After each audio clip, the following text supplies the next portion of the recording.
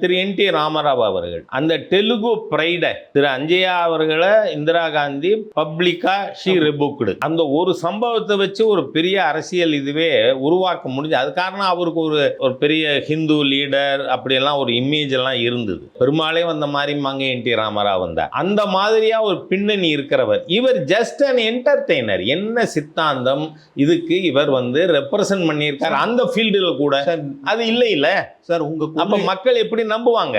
நான் பட்டு பேசுறாரு.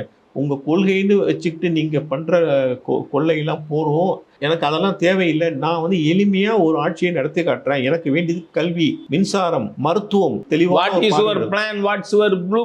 நான் ஒரு பக்கம் செய்து காட்டி இருக்கின்ற நீங்க ஏற்கனவே 50 வருஷமா நிறைய செஞ்சு காமிச்சிட்டீங்க, எனக்கு வேண்டாங்கிறாரு அவர். இதெல்லாம் I am not talking about this DMK rule. என்ன இருக்கு உங்கள்ட்ட காட்ட என்ன இருக்கு விஜய்? அதை சொல்லுங்க. அது தேர்தல் அறிக்கை வரும்போது அதெல்லாம் தெரியும். இப்போதைக்கு அவர் என்ன சொல்றாரு? என்ன சார், நான் என்ன சொல்றேன், நீங்க சினிமாவிலே கூட ஜஸ்ட் அன் என்டர்டெய்னர். நீங்க எம்ஜிஆர் அவர்கள் ஒரு சிகரெட் கூட குடிக்க மாட்டார் சார். அது முக்கியம் இல்லை சார். இந்த முக்கியம் சார். இந்த காலத்து பையன்களுக்கு அதெல்லாம் முக்கியம் இல்லை சார். சார் முக்கியம். நீங்க இந்த காலத்து பையங்க எந்த வாழ்க்கை நெறிமுறைகளே இல்லாம இருக்கிறவங்கன்னு அவங்கள குறைச்சு மதிப்பிடாதீங்க. நான் அதை சொல்லல. பெரிய தேசபக்தர்கள் இந்த மாதிரி சினிமா நடிப்பெல்லாம் தேவையில்லை, ரியலா இருக்கணும்னு நினைக்கிறேன். யதார்த்தமான பசங்க. அதுக்கு தான் சொன்னேன், அந்த ரியாலிட்டிக்கு what stuff Vijay has God